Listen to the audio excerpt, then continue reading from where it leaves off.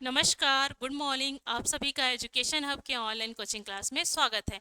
मैं मनीषा साहू आपके साथ जुड़ी हुई हूँ छत्तीसगढ़ के और भारत के सामान्य अध्ययन को लेके। इससे पिछली कक्षा में हमने छत्तीसगढ़ के भूगोल तक पूर्ण कर लिया था। उसके बाद हमने एक नया टॉपिक शुरू किया था छत्तीसगढ़ की लोक संस्कृति के लिए। जो लोक संस्कृति में हमने छत्तीसगढ़ के 30 त्योहारों को देखा था, जो कि उससे संबंधित क्वेश्चन भी हमने किए थे। ठीक है। और एडीओ के दो महत्वपूर्ण टॉपिक जो आरटीआई है उसके बारे में थ्योरी क्लास और ऑब्जेक्टिव क्लास दोनों हो चुकी है, और मनरेगा से भी संबंधित हमने क्लास जो है थ्योरी और ऑब्जेक्टिव दोनों कर लिया है। तो आप सभी ने अगर नहीं देखा है तो जाकर देखें, आपके एग्जाम के लिए अत्यंत ही महत्वपूर्ण होंगे।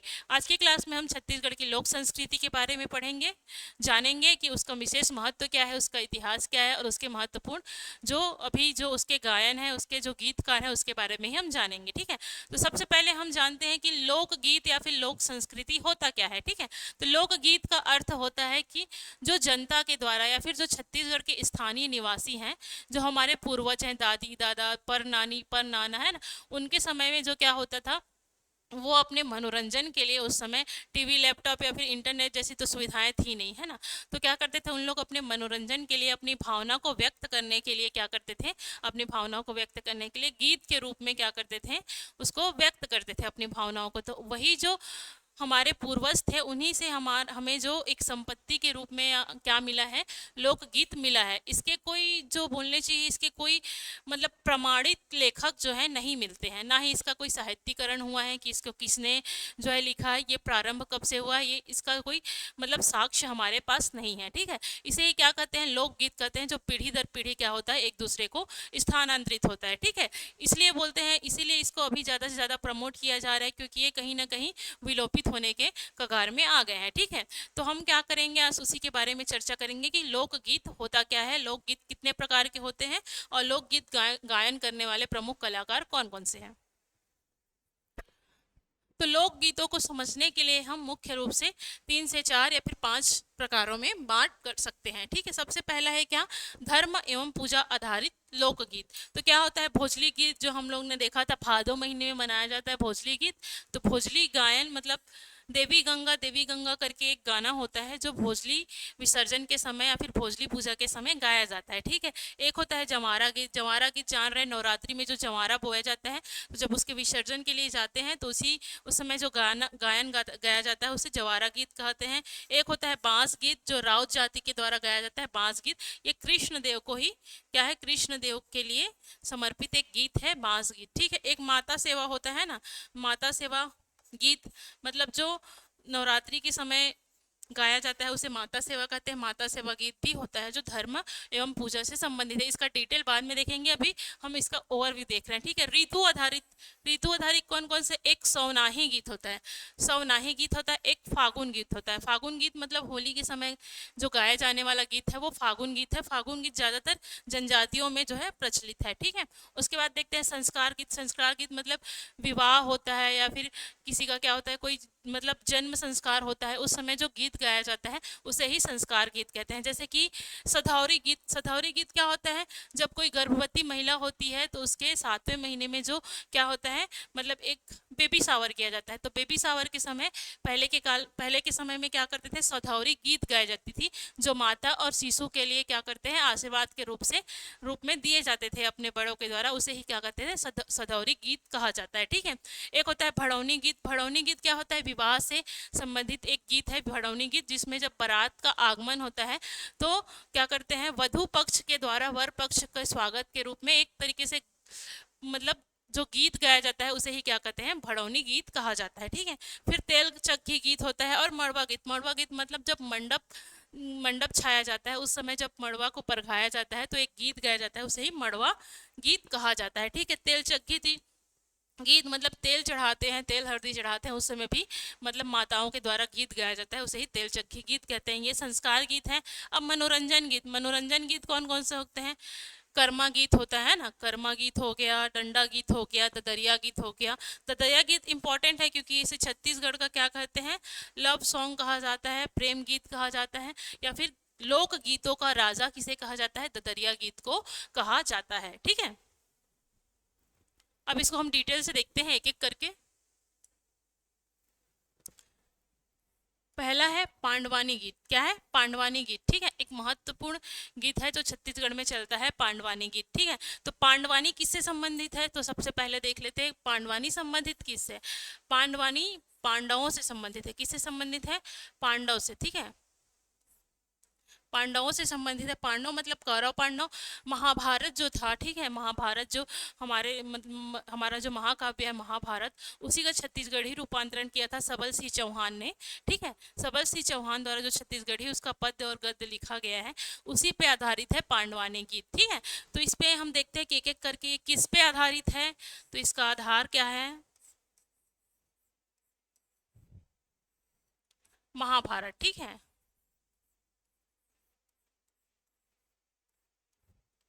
और इस महाभारत का छत्तीसगढ़ी रूपांतरण किसने किया है? सबल सिंह चौहान। किसने? सबल सिंह चौहान। रतनपुर के आसपास से थे सबल सिंह चौहान जी। इन्होंने जो है छत्तीसगढ़ी में इसका रूपांतरण किया है। ठीक है, सबल सिंह चौहान। ठीक है, इतना समझ में आ गया। इसके बाद देखते हैं इसका मुख्य क्या है, नायक नायिका कौन है। ठीक है, नायक या इसमें फोकस किसका होता है? नायक नायिका। तो इसमें नायक नायिका कौन है? भीम और द्रौपदी। कौरव पांडव में भीम जानते होंगे, भीम और द्रौपदी। भीम और द्रौपदी जो है इसके मुख्य नायक और नायिका है। ठीक है, तो ये कैसा होता है, ये दो चीजें आपको समझ में आ गई है ना। इतना आप सबको समझ में आया। हमने देखा पांडवानी। पांडवानी क्या है? एक तरीके से पांडवों पे आधारित है। कौरव पांडव में एक महाभारत था, है ना। महाभारत हमारे महाकाव्य है, वेद व्यास जी द्वारा लिखा गया है। इसमें छत्तीसगढ़ में किसका इसका रूपांतरण किया है? सबल सिंह चौहान में। इसमें मुख्य नायक और नायिका कौन थी? भीम और द्रौपदी होते हैं। ठीक है, इसका जो मतलब इतना समझ में आ गया, ये दिख रहा है आपको, है ना। ये तीजन बाई हैं जो कि मतलब काफी विश्व रूप में अंतर्राष्ट्रीय ख्याति प्राप्त करने वाली पांडवानी क्या है? गायिका है। ठीक है, तो हम लोग देख लेते हैं कि इसका शुरुआत कहाँ से हुआ। ठीक है, तो देखते हैं पांडवानी। पांडवानी क्या है? छत्तीसगढ़ की एक लोक गीत है। ठीक है, क्या है? लोक गीत है।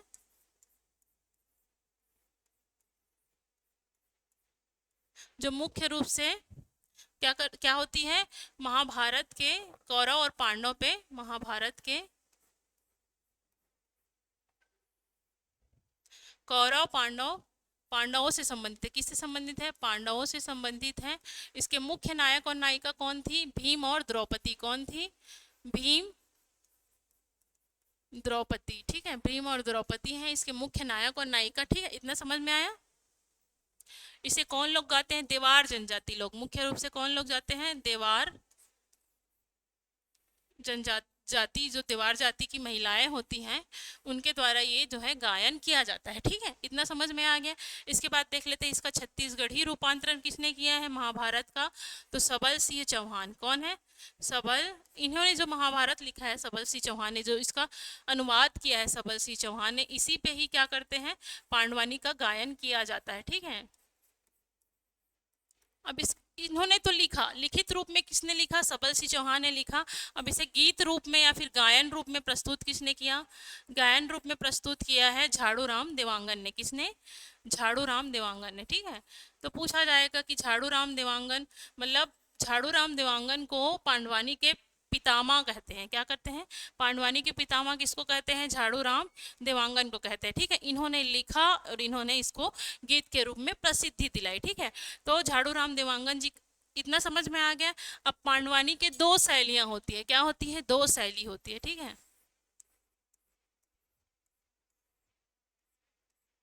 कौन कौन सी दो शैली होती है? एक होती है कपालिक, एक होती है वेदमती। ठीक है, वेदमती। वेदमती शैली पूछा जाता है कि पांडवानी की कौन कौन सी दो शैलियां होती है? वेदमती और कपालिक। कपालिक शैली। ठीक है, दो चीजें समझ में आई। तो वेदमती शैली में सिर्फ पढ़ा जाता है, ठीक है, सिर्फ पाठन का काम होता है, मतलब गा गा के क्या करते हैं, जो काव्य है, जो महाकाव्य है, उसको क्या करते हैं, गा गा के पढ़ते हैं और उसको जो है समझाया जाता है, ठीक है। लेकिन वेदमती में क्या होता है, गायन और नृत्य दोनों होता है, ठीक है। गायन होता है प्लस जैसे जैसे उसका भाव होगा वैसे वैसे क्या होंगी, मतलब फेस का जो है वैसे वैसे क्या किया जाता है, उसको मतलब नृत्य करके उसको बॉडी का क्या करना है, बॉडी एक्सप्रेशन देके उसको क्या किया जाता है, प्रस्तुत किया जाता है। नृत्य और गायन और क्या किया जाता है, अलग अलग क्या करना चाहिए, मुद्रा के द्वारा, मतलब अलग अलग शरीर की मुद्राओं के द्वारा क्या किया जाता है, प्रस्तुत किया जाता है। तो वेदमती शैली से कौन थे, झाड़ू राम देवांगन जी।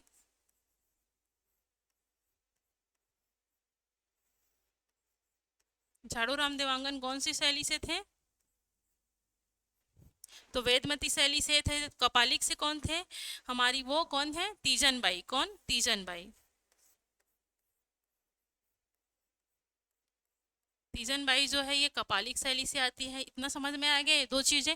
अब देखते हैं कि नेक्स्ट, ठीक है, इसमें होता क्या क्या है, ठीक है।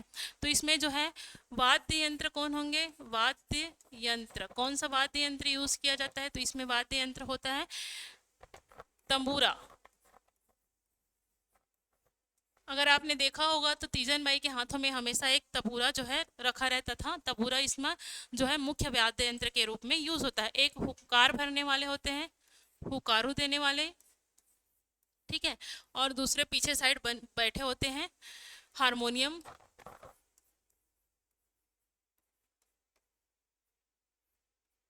हारमोनियम वादक होते हैं ना। तो ये जो है एक पूरा मतलब समिति होते हैं या फिर पूरा ग्रुप होते हैं, दिख रहा है ना आपको। ये जो है ये हाथ में पकड़ी है, ये तबूरा है, ठीक है। ये पीछे में जो बैठे हैं इन लोग हुकारू देने वाले हैं, ठीक है। तो समझ में आ गया कि इसमें क्या क्या होता है। पांडवानी क्या है, पांडवानी जो है महाभारत के जो नायक नायिका है भीम और द्रौपदी, उससे रिलेटेड जो है सबल सिंह चौहान ने एक गद्य और पद्य लिखा था, जिसको गायन रूप में झाड़ू राम देवांगन जी ने प्रसिद्धि प्रदान की है। तो इसमें जो है झाड़ू राम देवांगन जी वेदमती शैली से थे और तीजन बाई जो थी कपालिक शैली से थी। दो शैलियां हमने देखी, ठीक है। उसके बाद हमने देखा इसका वाद्य यंत्र क्या है, तंबूरा है, और क्या है एक मतलब इसका जो हुंकार भरने वाले होते हैं और हारमोनियम वादक भी होते हैं, ठीक है। इसमें मतलब अभिनय करके जो है उसको बारे में जो है उसकी भावनाओं को जो है क्या की जाती है, प्रदा मतलब प्रस्तुत की जाती है, ठीक है। इतना समझ में आ गया। मतलब अब इसको देखते हैं कि इसका आयोजन कब कब होता है, ठीक है। इसका आयोजन सामान्य अवसरों में होता है, कोई विशेष मतलब वो नहीं चाहिए कि कोई पर्व है तो हो, सामान्य अवसरों में भी इसका क्या किया जाता है, सामान्य अवसर में इसका आयोजन किया जाता है, ठीक है।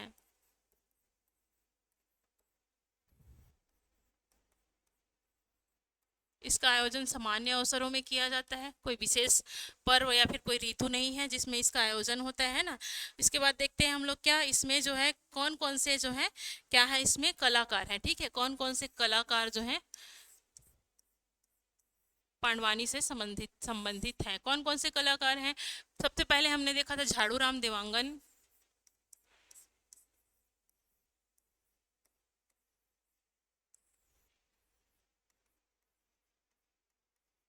और तीजन बाई जो है अंतरराष्ट्रीय रूप से प्रसिद्धि प्राप्त की हुई पांडवानी की कलाकार हैं, ठीक है, तीजन बाई।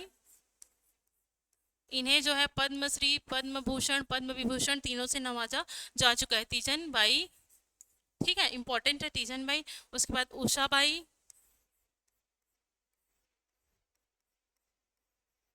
रितु वर्मा, पूना पूनाराम निषाद।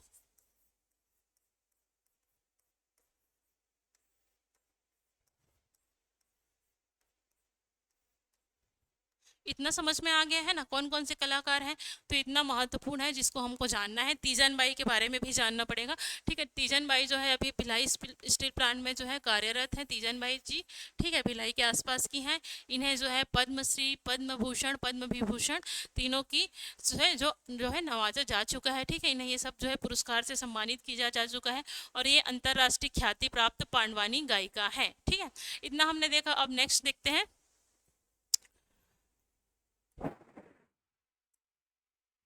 भोजली गीत। नेक्स्ट क्या है? भोजली गीत। ठीक है, इससे पहले हमने जब तीज त्योहार पढ़ा था तो हमने देखा था कि भोजली गीत होता क्या है। ठीक है, मतलब भोजली का त्योहार होता क्या है उसके बारे में हमने देखा था। ठीक है, तो सबसे पहले देखते हैं हमने कि भोजली गीत जो है ये कौन से महीने में जो है होता है, कौन से माह में होता है। हमने देखा था माह में होता है भादो महीने में। कौन से महीने? भादो महीने के कृष्ण पक्ष की प्रथमा को होता है। भादो महीने के कृष्ण पक्ष की प्रथमा को क्या मनाया था? भोजली त्योहार जो है मनाया जाता है। ठीक है, तो इसमें क्या होता है? इसमें जो है मतलब ये किससे संबंधित है? ये अन्नपूर्णा देवी से संबंधित है। किससे संबंधित है? अन्नपूर्णा देवी को धन्यवाद देने के लिए जो है छत्तीसगढ़ के निवासियों के द्वारा जो है ये गीत गाया जाता है। ठीक है, इसमें जो है महिलाएं जो होती हैं ऐसे सिर में टोकरी में मतलब भोजली को ले जाके विसर्जन के लिए जाती हैं। ठीक है, ये जो है इसके लिए गाना गाया जाता है। कौन सा गाना गाया जाता है? देवी गंगा देवी गंगा। मतलब गंगा मैया को कहीं ना कहीं मतलब देवी गंगा करके गीत गाया जाता है, इसे ही भोजली गीत कहा जाता है। ठीक है,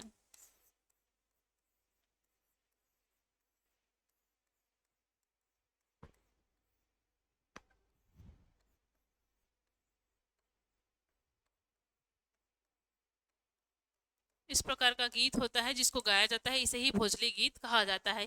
ये मुख्य रूप से अन्नपूर्णा देवी या फिर धान मतलब हमारा जो धान का कटोरा है छत्तीसगढ़, इसीलिए जो अन्य धान मतलब अन्न होता है उसके लिए धन्यवाद के रूप में ये जो गीत है वो गाया जाता है, ये उत्सव मनाया जाता है। ठीक है, इसके बाद नेक्स्ट देखते हैं हम लोग सुआ गीत। ठीक है, कौन सा गीत? सुआ गीत। ठीक है, सुआ गीत क्या है? सुआ गीत कब मनाया जाता है? सुआ गीत जो है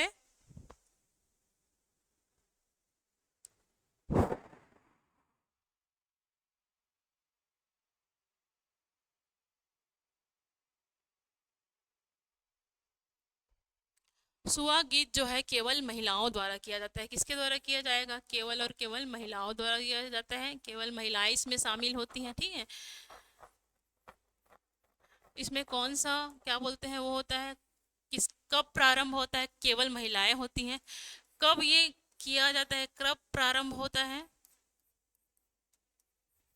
तो ये प्रारंभ होता है कार्तिक महीने में। कब? कार्तिक महीने में प्रारंभ होता है।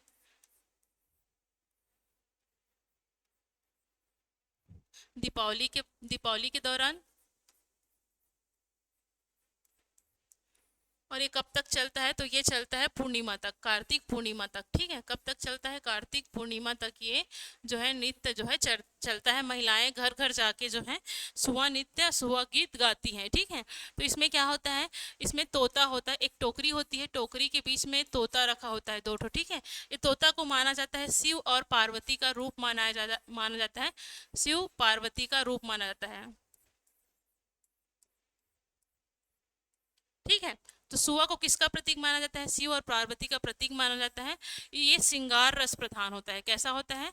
श्रृंगार रस प्रधान होता है। ठीक है, श्रृंगार रस प्रधान होता है। ठीक है, इतना समझ में आ गया?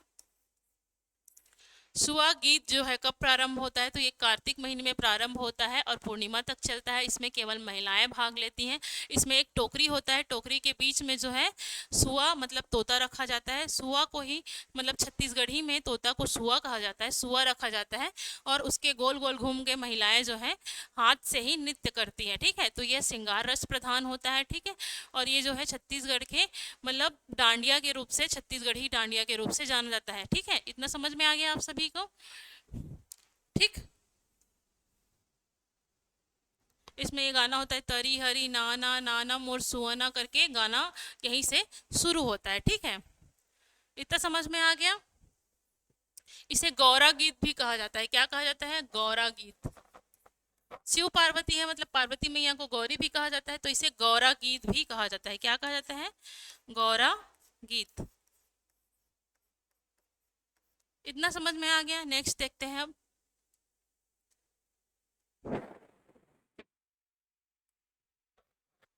नेक्स्ट है हमारा पंथी गीत। क्या है? पंथी गीत। तो पंथी गीत किससे संबंधित है? पंथी गीत जो है सतनाम पंथ से संबंधित है या फिर सतनामियों से संबंधित है। ठीक, गुरु घासीदास जी के द्वारा दिए गए उपदेश, ठीक है, गुरु घासीदास जी के द्वारा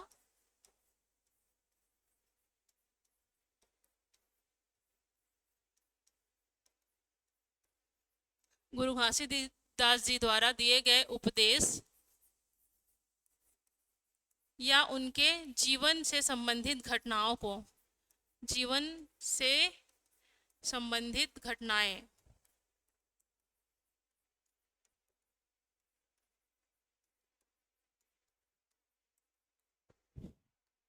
को गीत के रूप में प्रस्तुत किया जाता है, को गाकर, ठीक है, गाकर क्या किया जाता है? प्रस्तुत किया जाता है। इसे ही क्या कहते हैं? पंथी गीत कहते हैं। तो पंथी गीत किससे संबंधित है? पंथी गीत सतनाम पंथ से या फिर सतनामियों से संबंधित एक तरीके का गीत है जो गुरु घासीदास जी के द्वारा दिए गए उपदेश या फिर उनकी जीवन से संबंधित घटनाओं का गाकर जो है क्या किया जाता है? प्रस्तुत किया जाता है। इसे पंडवानी गीत कहा जाता है। ठीक है, इसमें किसी विशेष अवसर की आवश्यकता नहीं होती है। ठीक है, इसे गाने के लिए क्या कोई विशेष अवसर चाहिए? विशेष अवसर नहीं चाहिए। ठीक है, विशेष अवसर की आवश्यकता नहीं होती है। अब इसके प्रमुख कलाकार कौन हैं?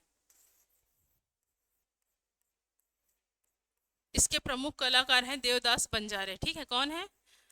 देवदास बंजारे जी। ठीक है, कौन है? देवदास बंजारे, जिन्हें राष्ट्रीय और अंतर्राष्ट्रीय रूप में क्या है? ख्याति प्राप्त है। तो हमने देखा क्या? पंथी गीत, पंथी गीत के जैसे ही पंथी नृत्य भी होता है, उसको हम लोग नृत्य वाले भाग में पढ़ेंगे। ठीक है,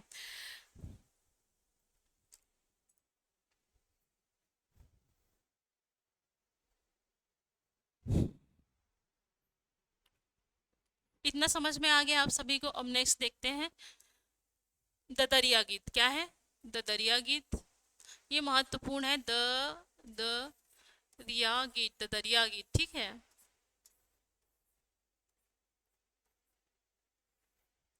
ददरिया गीत क्या होता है? ददरिया गीत जो होता है, सबसे पहले देखते हैं इसे छत्तीसगढ़ी लोक गीतों का राजा कहा जाता है। क्या कहता है? छत्तीसगढ़ी लोक गीतों का राजा कहा जाता है।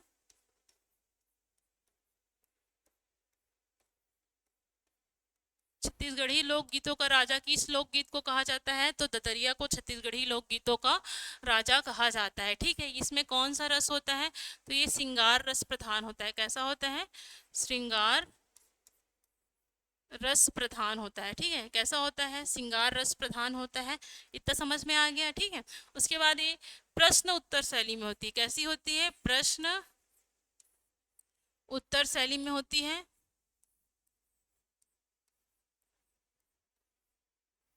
ठीक है, ये किसके लिए गाया जाता है? ये मनोरंजन के लिए गाया जाता है। किसके लिए? मनोरंजन के लिए गाया जाता है। ठीक है, मनोरंजन के लिए गीत गाया जाता है ददरिया गीत। इसे छत्तीसगढ़ी लोक गीतों का राजा कहा जाता है। इसे प्रेम प्रसंग के लिए गाया जाता है। कैसा? प्रणय गीत कहा जाता है। प्रणय गीत भी कहा जाता है। प्रणय गीत कहा जाता है मतलब खेतों में काम करने वाले जो मजदूर होते हैं या फिर खेतों में काम करने वाले स्त्री और पुरुष के द्वारा प्रश्न उत्तर शैली में गाया जाता है, जिसमें जो है मतलब अपने मन की बात जो है अपने मित्र तक पहुंचाने के लिए जो गीत के रूप में प्रश्न उत्तर शैली के रूप में गाया जाता है, उसे ही क्या कहते हैं हम लोग? जो है ददरिया गीत कहते हैं। ठीक है, फसल बोते समय इस गीत को गाया जाता है। ठीक है,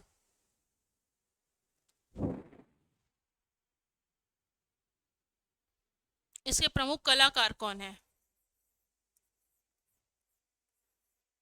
लक्ष्मण मस्तुरिया जी,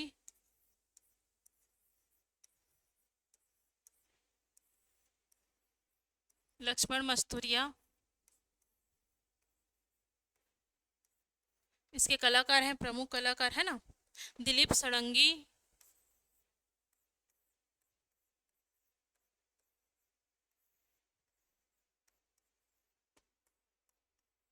दिलीप सड़ंगी, लक्ष्मण मस्तुरिया इसके प्रमुख क्या हैं?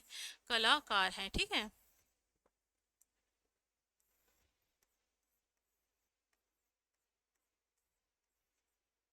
ठीक है, इतना समझ में आ गया। तो हमने कौन सा गीत देखा? ददरिया गीत देखा है ना। केदार यादव, और कौन है? केदार यादव।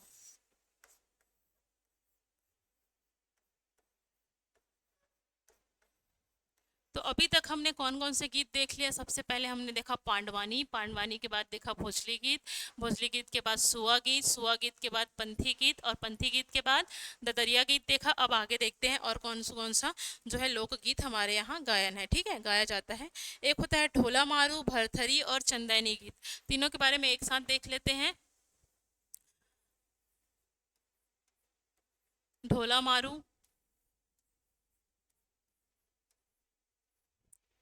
लोरिक चंदा या फिर चंदैनी गीत, लोरिक चंदा, और एक होता है भरथरी गीत, ठीक है।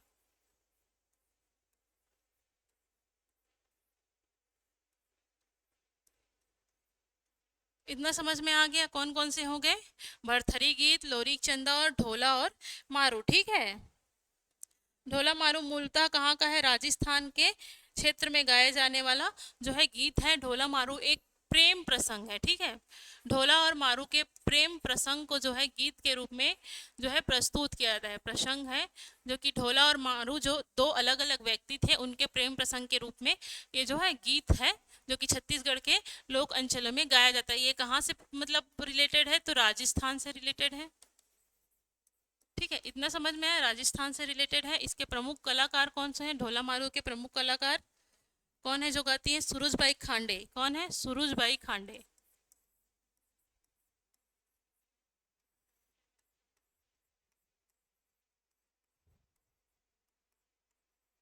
सुरुजबाई खांडे इसके प्रमुख गायिका थी, ठीक है। उसके बाद देखते हैं क्या, लोरिक चंदा। क्या है, लोरिक चंदा। लोरिक और चंदा का, ये भी दो है, लोरिक और चंदा दोनों का क्या है, प्रेम प्रसंग है, ठीक है। प्रेम प्रसंग को गायन के रूप में क्या किया जाता है, प्रस्तुत किया जाता है। उसे ही लोरिक चंदा गीत के नाम से जाना जाता है। ये कहाँ है, इस किस क्षेत्र में ज़्यादातर ये जो है प्रचलित है बोलने चाहिए, तो ये जो है रायपुर क्षेत्र के रीवा, रीवा के अंतर्गत रायपुर क्षेत्र में एक रीवा नामक स्थल है, उधर जो है ये ज़्यादातर जो है गाया जाता है, ठीक है। लोरिक और चंदा, और इसके कलाकार कौन है, चिंता दास। कौन है, चिंता दास इसके प्रमुख कलाकार हैं, ठीक है। कौन है प्रमुख कलाकार, चिंता दास, ठीक है। उसके बाद देखते हैं हम लोग भरथरी। राजा भरथरी और रानी पिंगला का इसमें कैसा होता है, वियोग रस होता है। कैसे होता है, वियोग रस होता है। वियोग रस मतलब राजा भरथरी और रानी पिंगला राजस्थान की थी। राजा भरथरी और रानी पिंगला दोनों के मतलब राजा भरथरी जो थे वो क्या कर लेते हैं, यो मतलब तपस्वी बन जाते हैं, योगी बन जाते हैं, फिर वो अपना राजपाट छोड़ के चले जाते हैं। और रानी पिंगला जो थी उनके वियोग में क्या है, अपना जीवन व्यतीत करती हैं। उसी पे आधारित एक गीत है जिसे भरथरी गीत कहा जाता है। ये वियोग रस प्रधान है, ठीक है। ये भी सुरुजबाई खांडे इसके प्रमुख कलाकार थी। कौन थी, सुरुजबाई खांडे। वर्तमान में इनका निधन हो चुका है, सुरुजबाई खांडे।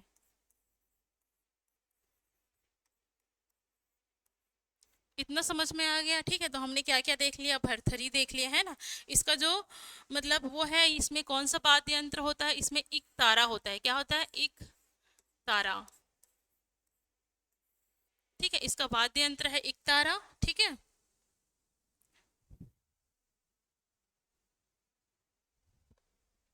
तो इतना आप सभी को समझ में आ गया।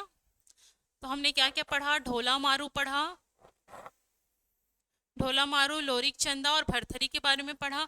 अब नेक्स्ट देखते हैं, नेक्स्ट क्या बचा है। अब बचा है क्या, जो क्या बोलते हैं संस्कार गीत है वो बचे हैं, है ना। जैसे कि क्या होता है, हम लोग देखे थे कौन कौन सा, हम लोग देखे थे भड़ौनी गीत, मड़वा गीत, ये सब शादी के समय होता है ना, मड़वा गीत, तेल चक्की, तेल चक्की गीत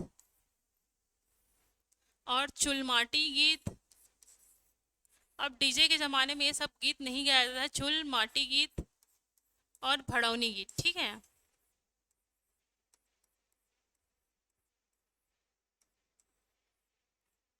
इसमें वधु पक्ष के द्वारा वर पक्ष के लिए जो गीत गाया जाता है बारात प्रस्थान के समय, उसे ही भड़ौनी गीत कहा जाता है। ये सब क्या है, विवाह के अवसर में गाया जाने वाला गीत है, ठीक है। उसके बाद एक देखते हैं सधौरी गीत। क्या होता है, सधौरी गीत।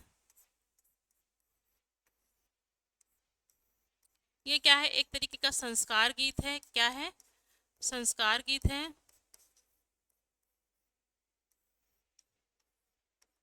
ठीक है। ये कब गाया जाता है? गर्भवती महिला के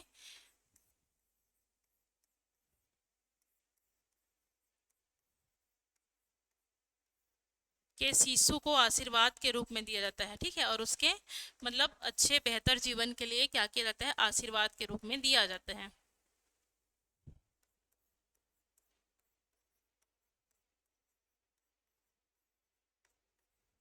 तो ये सथौरी गीत है, ठीक है। इतना समझ में आ गया? तो हमने क्या देखा? ये दोनों क्या है? संस्कार गीत है, ठीक है। इतना समझ में आया आप सभी को? और एक होता है बांस गीत, ठीक है, बांस गीत।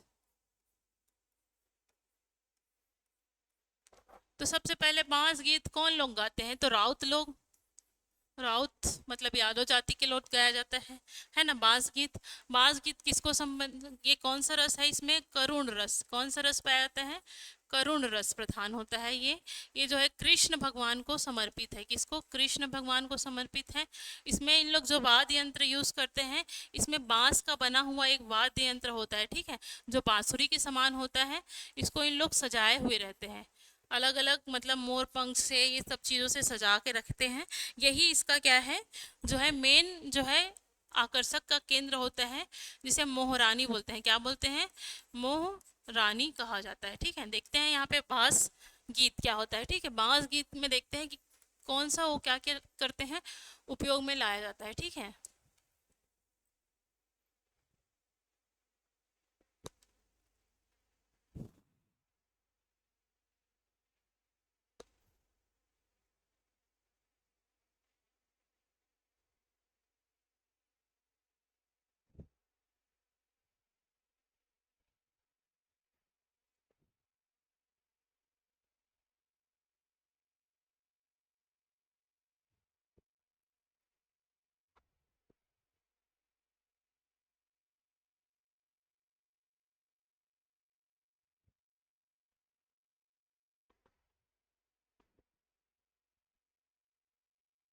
इसमें जो दिख रहा है ना, ये लोग जो पकड़े हुए हैं, ये बड़ा सा जो है ना, ये जो दिख रहा है, यही क्या है? बांस गीत में प्रयुक्त होने वाले क्या है?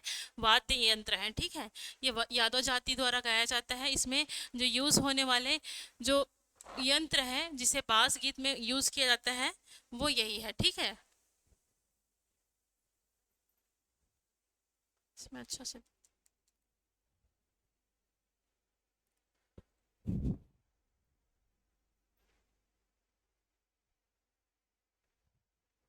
इसमें अच्छे से दिख रहा होगा।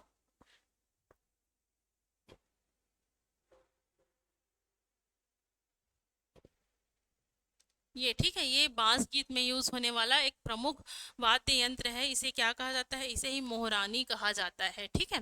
तो आज की क्लास में हमने जो पढ़ा, उम्मीद करती हूँ आप सभी को समझ में आया होगा। आज हमने लोकगीत, जो छत्तीसगढ़ में लोकगीत है प्रमुख, के बारे में पढ़ा है, ठीक है। तो इससे जुड़ा हुआ कुछ प्रश्न देख लेते हैं, 5 प्रश्न, जिसका जवाब आप कमेंट बॉक्स में जरूर दें, ठीक है।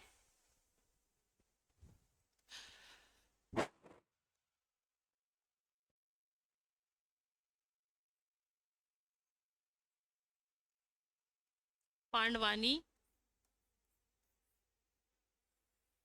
के प्रमुख कलाकार हैं, प्रमुख कलाकार है। Option A Jhadu Ram Dewangan,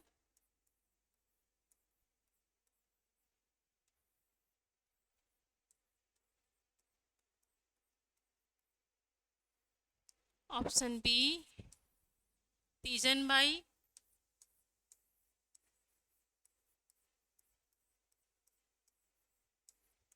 option C Surujbai Khande,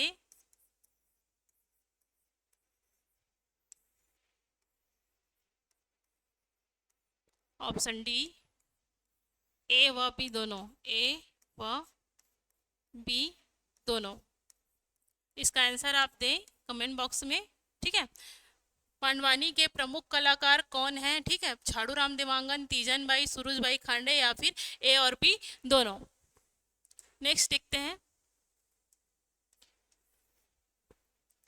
Chhattisgarh के लोक गीतों का राजा कहा जाता है। छत्तीसगढ़ के लोक गीतों का राजा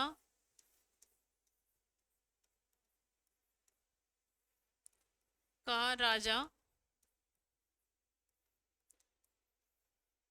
किस लोकगीत को कहा जाता है? किस लोकगीत को कहा जाता है? किस लोकगीत को छत्तीसगढ़ के लोकगीतों का राजा कहा जाता है?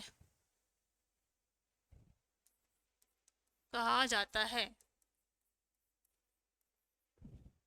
ऑप्शन ए,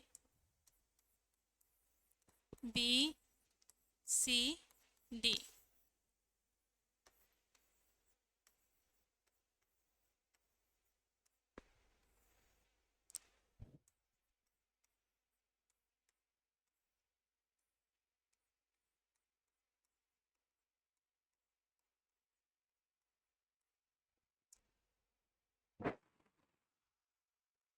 बताइएगा। ऑप्शन ए सुआ गीत, ऑप्शन बी बांस गीत, ऑप्शन सी कर्मा गीत, ऑप्शन डी ददरिया गीत। ठीक है, छत्तीसगढ़ के लोक गीतों का राजा किसे कहा जाता है? नेक्स्ट देखते हैं।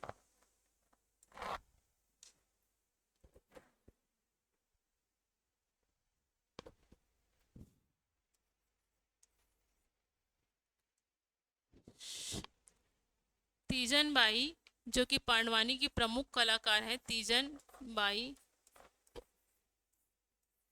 किस पांडवानी शैली से संबंधित है? पांडवानी शैली से संबंधित है।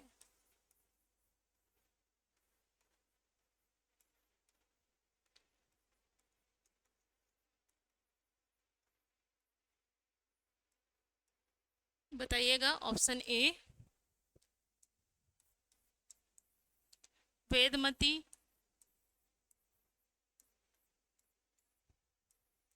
Option C sorry option B कपालिक,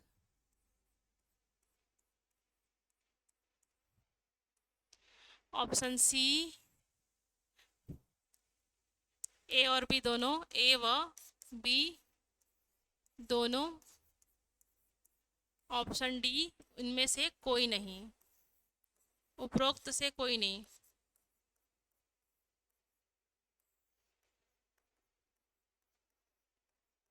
उपरोक्त में से कोई नहीं। ठीक है, तो आज हमने जो लोकगीत के बारे में पढ़ा था उसमें से 3 क्वेश्चन मैंने दिए हैं।